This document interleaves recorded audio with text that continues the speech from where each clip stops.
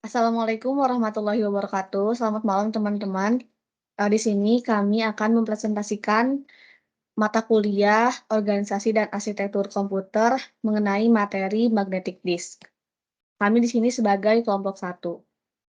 Sebelumnya, materi ini disusun oleh Aulia Safina, Ashifa Sabrina Munir, Aulia Salsabila Khawirinisa, Keisha Intanabila, Pujiani Rahayu Agustin, Reva Yasmin Naufalia, dan Yesi Dwi Ningtyas.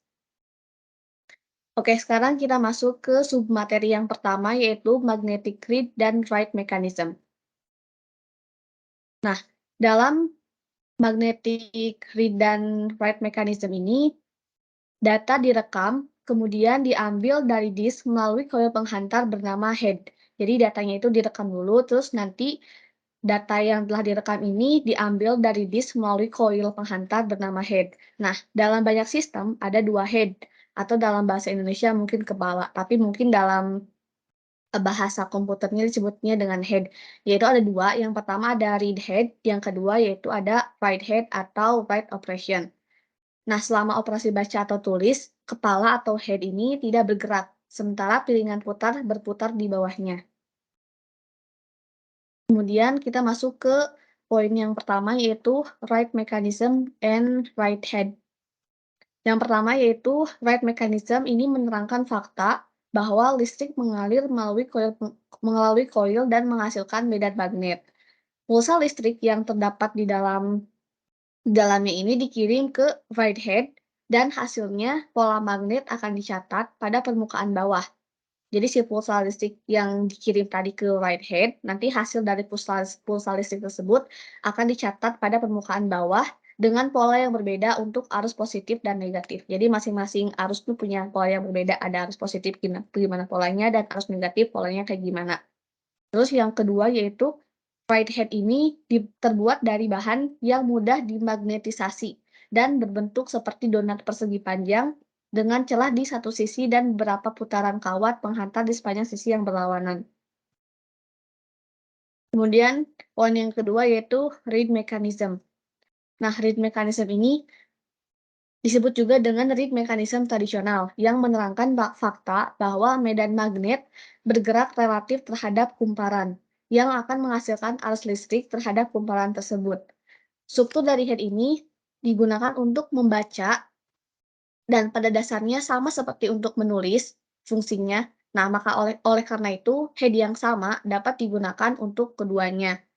Digunakan ini dalam hal atau dalam barang yang seperti apa? Nah, digunakan itu biasanya dalam sistem floppy disk dan sistem hard disk yang lebih tua. Kemudian selanjutnya itu sistem hard disk kontemporer yang menggunakan mekanisme baca yang berbeda dan juga membutuhkan write head yang terpisah dan diposisikan untuk kenyamanan dekat dengan kepala tulis. Kepala tulis atau biasa disebut dengan write head. Bacaan dari kepala sendiri atau bacaan dari head sendiri ini dari sensor magnetoresistif atau biasa disingkat dengan MR. Nah, MR ini atau sensor magnetoresistif disebut dengan MR material yang memiliki hambatan listrik yang bergantung pada arah magnetisasi medium yang bergerak di bawahnya. Desain dari MR ini memungkinkan operasi frekuensi yang lebih tinggi, yang setara dengan kepadatan penyimpanan dan kecepatan operasi yang lebih besar. Oke, mungkin materi selanjutnya akan dijelaskan oleh rekan saya selanjutnya. Silahkan. Oke, di sini aku mau lanjutin materi selanjutnya yaitu Data Organization and Formatting on Magnetic Disk. Nah, di materi ini kita bakal belajar gimana sih cara magnetic disk membaca dan menulis data dan gimana mekanisme penyimpanan data pada magnetic disk. Nah, di magnetic disk ini kita bisa lihat di gambar ini kalau ada yang namanya head. Head itu ini bagian ini. Nah, bagian head ini akan membaca bagian tracks yang ada di sini. Nah, mungkin mungkin bakal terlintas pertanyaan di pikiran kalian. Tracksnya mana? Kok nggak kelihatan? Jawabannya, tracks itu tuh bentuknya medan magnet, partikel-partikel yang membentuk medan magnet. Jadi nggak bakal kelihatan di si permukaan ini. Kelihatannya mulus aja gitu. Nah, bagian head dan tracks ini berperan besar dalam pengorganisasian data magnetic disk. Nah, bagian head ini digunakan untuk proses read and write, dan bagian head ini membaca data yang terorganisasi di bagian cincin magnetic disk ini. Nah, bagian track dan head itu sama lebar. Jadi bisa memindai dengan tepat. Nah, lalu selanjutnya ada intertrack gaps. Nah, intertrack gaps itu memisahkan satu track dengan yang lainnya. Jadi yang melingkar ini bentuknya itu namanya track. Nah, track ini antara satu track yang ini dengan track belakangnya, dengan track sebelumnya dipisahkan oleh yang namanya intertrack gaps. Ini dia intertrack gaps ini yang memutar. Nah, tujuannya untuk menghindari error karena posisi head yang kurang tepat atau menghindari medan magnet yang timbul karena arus listrik yang ada di sini. Nah, bagian ini header, data, dan trailernya bakal dijelasin nanti di slide selanjutnya. Nah, selanjutnya ada juga sektor. Nah, jadi kan kita tahu kalau ini namanya tadi itu track.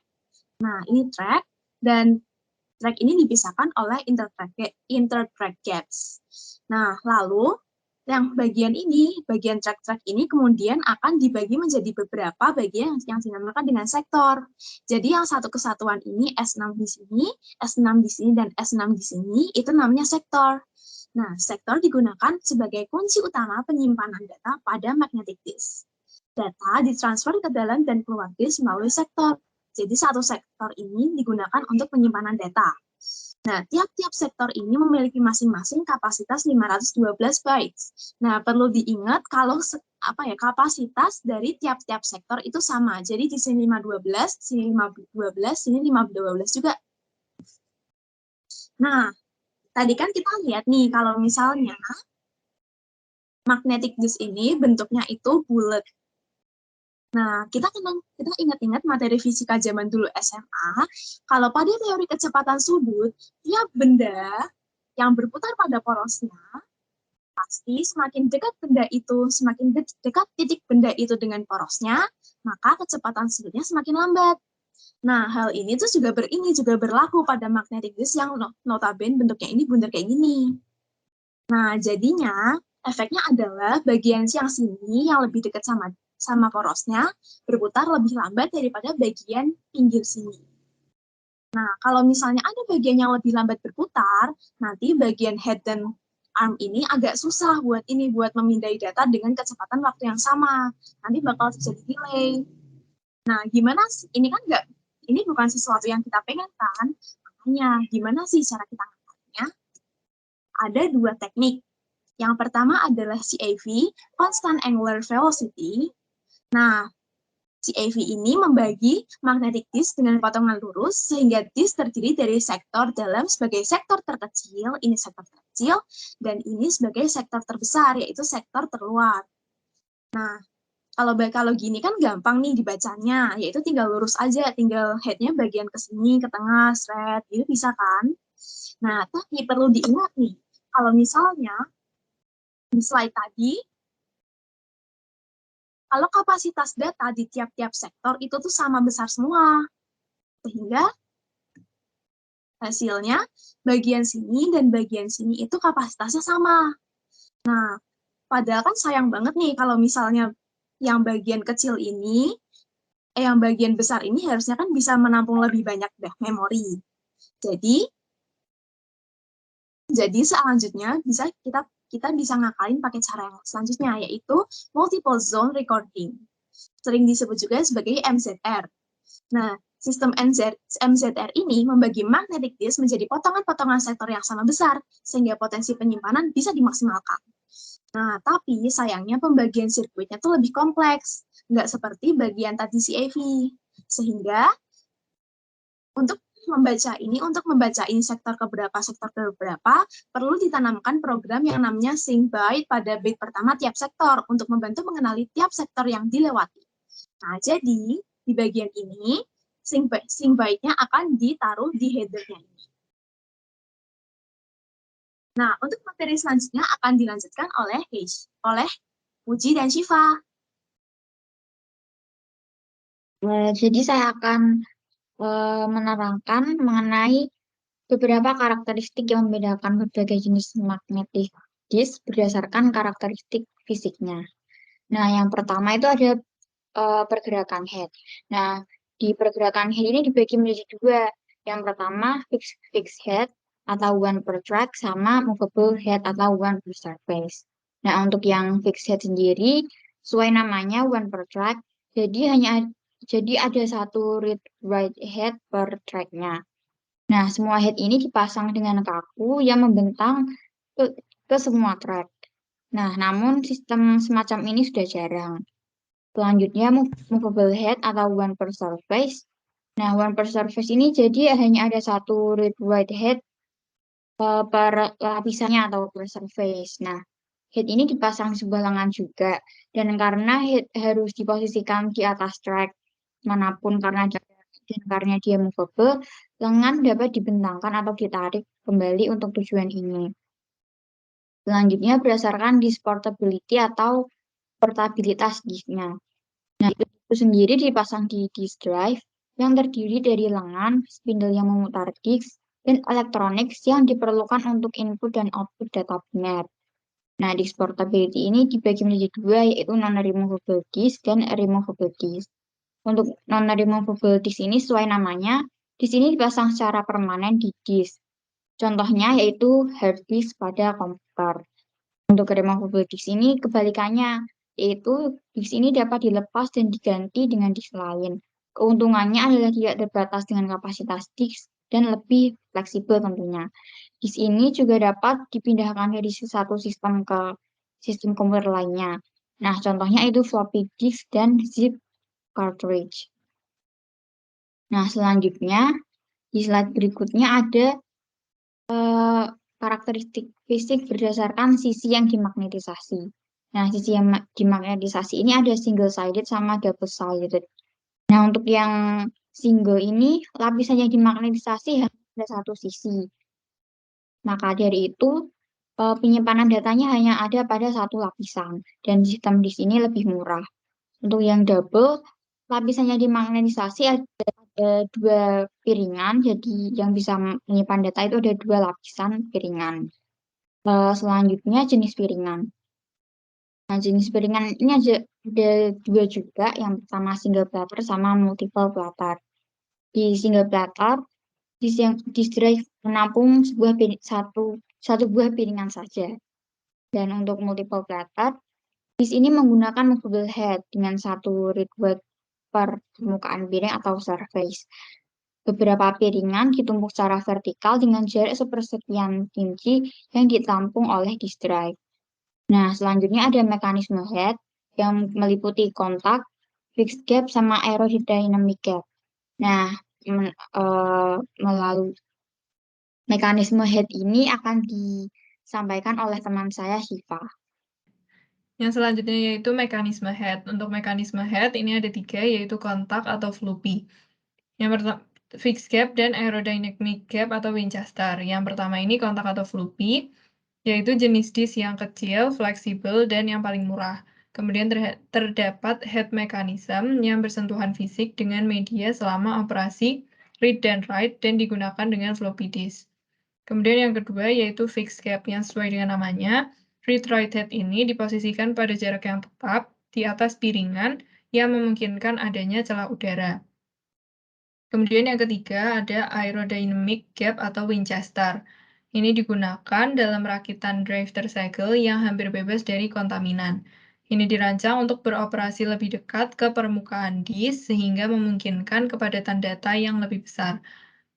Lalu, head ini adalah aerodynamic foil yang diletakkan di bawah piringan jika tidak digunakan.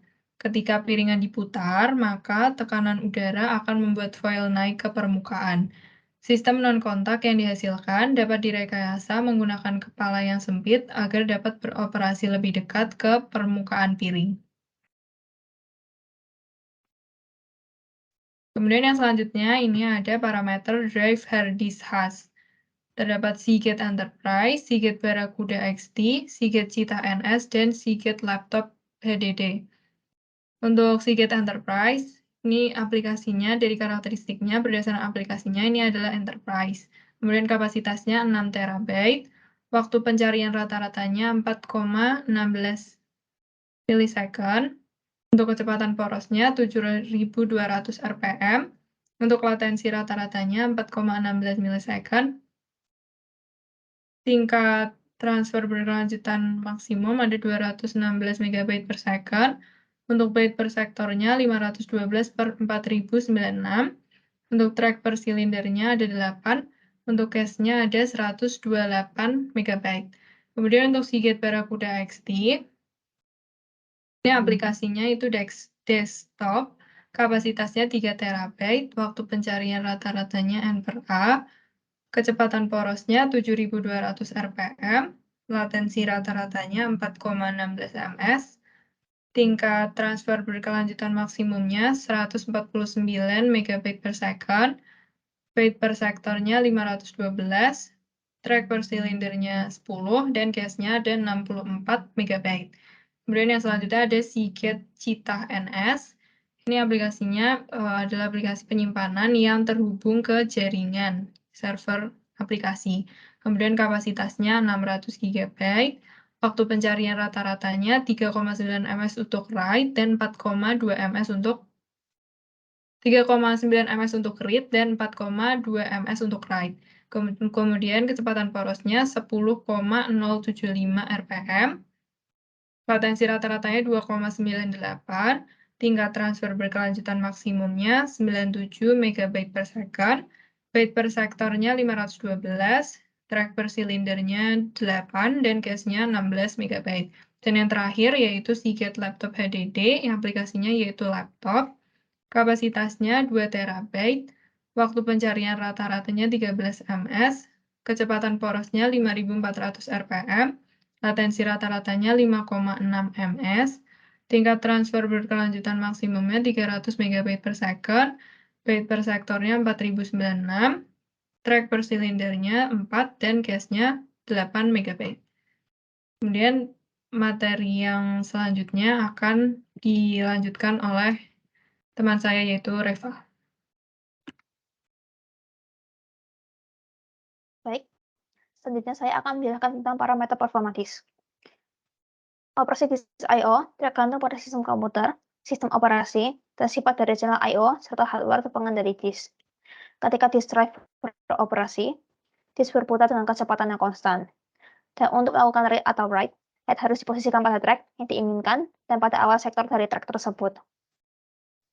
Pada pemilihan track ada dua cara, yaitu pada sistem movable head, melibatkan tindakan menggerakkan head. Dan pada sistem fixed head, secara elektronik memiliki satu head. Pada sistem movable head, waktu yang diperlukan untuk memosisikan head pada track disebut sebagai seek time. Pada kasus lain, setelah track dipilih, pengendali disk menunggu hingga sektor yang sesuai beroperasi di tengah head. Waktu yang diperlukan untuk awal dari sektor untuk mencapai head dinamakan rotational delay atau rotational latency. Kemudian, access time adalah waktu yang dibutuhkan untuk berada dalam posisi read atau write. Access time bisa didapat dengan menjumlahkan seek time dengan rotational delay. Setelah head ada pada posisinya, maka akan dilakukan operasi read atau write selagi sektor bergerak di bawah head. Dan waktu yang dibutuhkan untuk melakukan transfer dinamakan transfer time. Kemudian ada tambahan delay lain yang bisa dibilang delay antrian. Ketika suatu proses mengissuekan I/O request, maka request tersebut akan diantrikan untuk menunggu perangkat sampai perangkat tersebut tersedia. Pada saat itu, perangkat akan diberikan tugas untuk melakukan proses. Jika perangkat berbagi satu channel I/O atau satu set channel I/O dengan disk drive lain, maka akan terjadi delay sampai channel tersedia kembali. Lalu akan dilaksanakan untuk mulai akses disk. Pada server high-end terdapat teknik yang diterapkan teknik yang bernama Rotational Positional Sensing atau RPS. Tahap-tahap pelaksanaannya itu sebagai berikut. Komando seek diisukan, lalu channel dilepaskan untuk memegang operasi I/O lain. Setelah seek selesai, perangkat akan menentukan kapan data akan berotasi di bawah head. Lalu, selagi sektor tersebut mendekati head, perangkat mencoba membangun kembali jalan komunikasi kembali ke host atau melakukan reconnect. Jika unit kontrol maupun channel sibuk dengan I/O lain, maka percobaan reconnect dianggap gagal dan perangkat harus melakukan rotasi satu putaran penuh sebelum melakukan percobaan reconnect. Hal ini dinamakan RPS miss. Seek time merupakan waktu yang diperlukan untuk menggerakkan lengan piringan ke trek yang diperlukan. Seek time terdiri dari dua komponen utama. Yang pertama, waktu startup awal. Yang kedua, waktu yang diperlukan untuk melintasi trek yang harus dilewati setelah lengan akses mencapai kecepatan. Sayangnya, transfer time bukan merupakan fungsi linear, termasuk waktu penyelesaian atau waktu setelah memposisikan kepala atau head di atas track target sampai identifikasi track konfirmasi.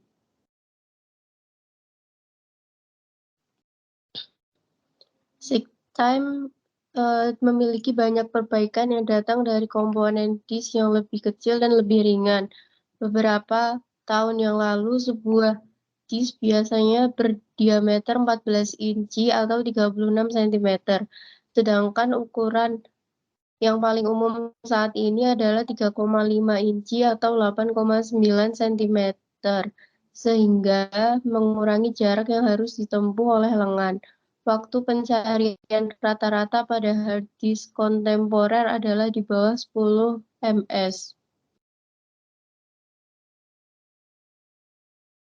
Kemudian rotational delay disk selain disket berputar dengan kecepatan mulai dari 3.600 rpm atau untuk perangkat genggam seperti kamera digital, hingga saat tulisan ini dibuat 20.000 rpm pada kecepatan yang terakhir ini ada satu putaran per 3 ms, jadi secara rata-rata penundaan rotasi adalah 1,5 ms.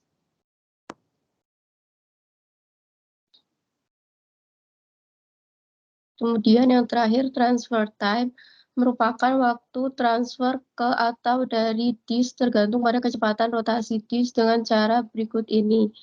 T sama dengan B per Rn, di mana T sama dengan waktu transfer, B sama dengan jumlah byte yang akan ditransfer, N sama dengan jumlah byte pada sebuah track, R sama dengan kecepatan rotasi dalam putaran per detik. Dengan demikian, total rata-rata waktu baca atau tulis T total dapat dinyatakan sebagai T total sama dengan TS ditambah setengah R ditambah B per Rn, di mana TS adalah waktu pencarian rata-rata. Oke, selanjutnya Yesi. Yang selanjutnya adalah timing comparison atau perbandingan waktu. Dengan parameter yang disebutkan sebelumnya, mari kita lihat dua operasi input-output berbeda yang menggambarkan bahaya mengandalkan nilai rata-rata. Pertimbangan disk dengan waktu pencarian rata-rata yang diiklankan 4 ms, kecepatan rotasi 15.000 rpm, dan sektor 512 byte dengan 500 sektor per track. Misalkan, kita berharap untuk membaca file yang terdiri dari 2.500 sektor dengan total 1,28 MB, kami ingin memperkirakan total waktu untuk transfer. Pertama, mari kita asumsikan bahwa file disimpan seringkas mungkin di disk, artinya file menempati semua sektor pada 5 track yang berdekatan, atau 5 track dikali 500 sektor per track sama dengan 2.500 sektor. Ini dikenal sebagai organisasi berurutan. Sekarang waktu untuk membaca track pertama adalah sebagai berikut. Didapati pencarian rata-rata sama dengan 4 ms, penundaan rotasi rata-rata 2 ms, baca 500 sektor sama dengan 4 ms per 10 ms. Misalkan, track yang tersisa sekarang dapat dibaca tanpa pencarian waktu. Artinya, operasi input-output dapat mengimbangi aliran dari disk. Lalu, di sebagian besar, kita harus berurusan dengan penundaan rotasi untuk 4 track yang tersisa. Demikian masing-masing track berturut-turut dibaca dalam 2 ditambah 4 sama dengan 6 ms. Untuk membaca seluruh file sama dengan total waktu sama dengan 10 ditambah 4 dikali 6 sama dengan 34 ms atau sekitar 0,034 detik. Sekarang, mari kita hitung waktu yang dibutuhkan untuk membaca data yang sama menggunakan acak akses daripada akses berurutan, yaitu akses ke sektor-sektor didistribusikan secara acak di atas disk. Untuk setiap sektor, kami memiliki pencarian rata-rata sama dengan 4 ms, penundaan rotasi 2 ms, baca satu sektor sama dengan 0,008 ms per 6,008 ms, sama dengan total time sama dengan 2.500 dikali 6.008 sama dengan 15.020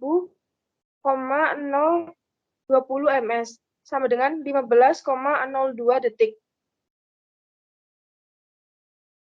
Jelas bahwa urutan sektor yang dibaca dari DIX memiliki efek yang sangat baik pada kinerja input-output.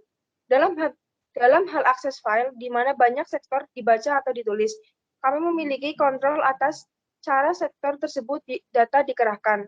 Namun, bahkan dalam hal akses file, dalam lingkungan multiprogram, akan ada permintaan input-output yang bersaing untuk DIX yang sama.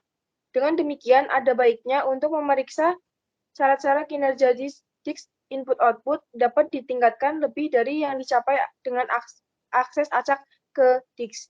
Ini mengarah ke pertimbangan algoritma penjadwalan DIX yang merupakan provinsi dari sistem operasi. Baik, terima kasih atas presentasi yang telah kami sampaikan. Terima kasih juga pada teman-teman yang telah menyampaikan materinya. Semoga materi yang telah kami sampaikan dapat dipahami oleh yang mendengarkan. Terima kasih. Kami ucapkan wassalamualaikum warahmatullahi wabarakatuh.